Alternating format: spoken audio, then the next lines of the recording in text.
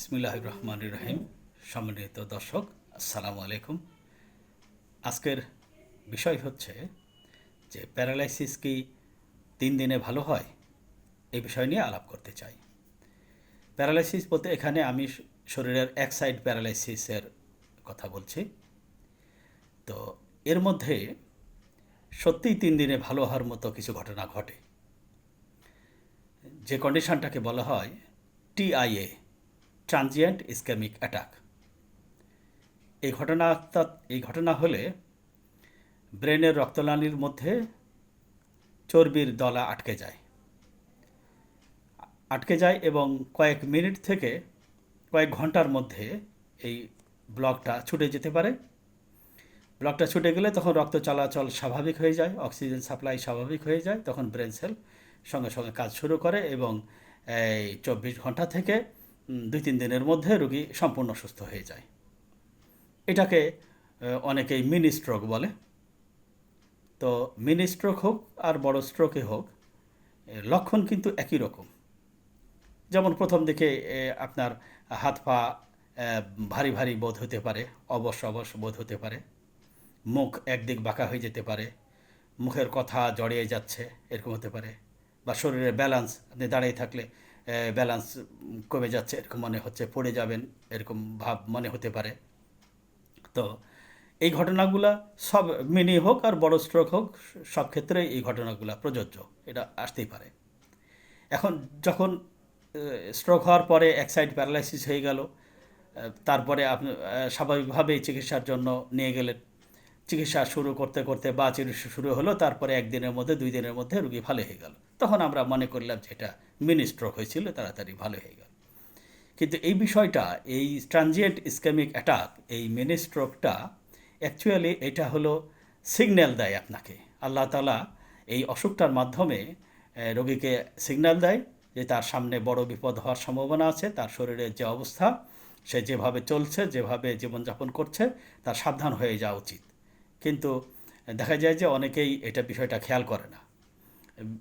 যেমন আমি একটা ঘটনা বলি আপনাকে, তাহলে আপনারা বুঝতে পারবেন যে আমার এক রোগী, তখন ওই রোগীটার বয়স হবে 25 বছর, অবিবাহিত ছেলে মানুষ। সে একটা বেসরকারি কোম্পানিতে চাকরি করত, ভালো বেতন ভাতা পেত। সে প্রায় প্রতিদিনই গরুর গোশত দিয়ে ভাত খাওয়ার তার ছিল, আগ্রহ খুব বেশি ছিল। তো এরকম হতে হতে তার প্রেশার হয়ে যায়, প্রেশার খুব বেশি হয়ে যায়। প্রেশার ওষুধ খায় কিন্তু প্রেশার খুব বেশি থাকে, আর আর সিগারেট খায় খুব বেশি। এমতো অবস্থায় ওর একবার স্ট্রোক হয়ে যায়, হালকা, এই মিনি স্ট্রোক হয়। মুখের এক সাইড প্যারালাইসিস হয়েছিল, হালকা ছিল, এবং তখন তাকে বিশেষজ্ঞ ডাক্তার দেখানো হয়।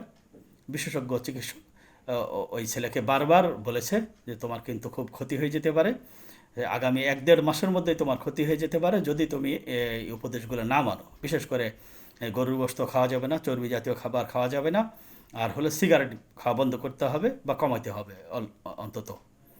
তো এই ছেলেটা তখন বাড়িতে আর গরুর গোশত রান্না করতো না। তখন সে অফিস থেকে বাইর হয়ে দুপুরবেলা পাশে একটা হোটেল ছিল, সেই হোটেলে সে গরুর গোশত দিয়ে ভাত খেত। তো এইভাবে চলতে চলতে ঠিক 1 মাসের মধ্যেই তার আবারও স্ট্রোক হয়ে যায়, এবং এইবারে একদম পুরোপুরি এক সাইড প্যারালাইসিস হয়, মুখের কথা বন্ধ হয়ে যায়। এবং এই ছেলেটার চিকিৎসা আমি অনেক দিন থেরাপি করেছি। প্রথম দিকে তো রাজশাহী মেডিকেলে চিকিৎসা হয়েছে, তারপরে তারা ইন্ডিয়াও নিয়ে গেছে, ইন্ডিয়াতেও বিভিন্ন জায়গায় চিকিৎসা হয়েছে। তারপরে ইন্ডিয়া থেকে 2 মাসের মধ্যে বাংলাদেশে চলে আসলে তখন আমরা থেরাপি চিকিৎসা করি, এবং থেরাপি চিকিৎসার মাধ্যমে সে অনেকখানি সুস্থ হয়েছে, হাঁটতে চলতে সুন্দর পারে। আর হাতটা 70-80% ভালো হয়েছে, আর হয়নি। আর মুখের কথা প্রথম দিকে খুবই খারাপ ছিল, খুবই জড়িয়ে যেত, কথা পরিষ্কার বলতে পারতো না। পরে পরে থেরাপি দিয়ে তাকে বারবার চেষ্টা করে কথাগুলো স্পষ্ট হয়েছে, মোটামুটি সে সুন্দর চলতে পারে। তো কিন্তু এই যে ছেলেটার যে ক্ষতি হয়ে গেল, এর পরবর্তীতে চাকরি চলে গেল, পরবর্তীতে তার আর চাকরি সে পায় নাই, বা রাজশাহীর বাইরে সে আর যেতে চায় না। তার এখন বেকার জীবন হয়ে গেছে। যে ছেলেটা সুন্দর একটা চাকরি করতো, সুন্দর একটা জীবন ছিল, সে এখন তার অনেক দুরবস্থা। তো এই ঘটনাটা আমি এই কারণে বললাম যে যাদেরই এই মিনি স্ট্রোক হয়, যে স্ট্রোক হলো আবার 2-3 দিনের মধ্যে ভালো হয়ে গেল, এটাকে আপনারা সিগন্যাল হিসেবে নেবেন এবং সাবধান হয়ে যেতে হবে। আপনার ডায়াবেটিস নিয়ন্ত্রণে আছে কি না এদিকে খেয়াল করেন। উচ্চ রক্তচাপের ওষুধ নিয়মিত খান। আর চর্বি জাতীয় খাবার, বিশেষ করে রিচ ফুড, এইগুলা বেশি খাওয়া যাবে না। আর যে কোনো নেশা হলো সেগুলা কমিয়ে ফেলুন। যদি একবারে বন্ধ করতে পারেন তাহলে খুবই ভালো হয়। এই ছিল আজকের বিষয়।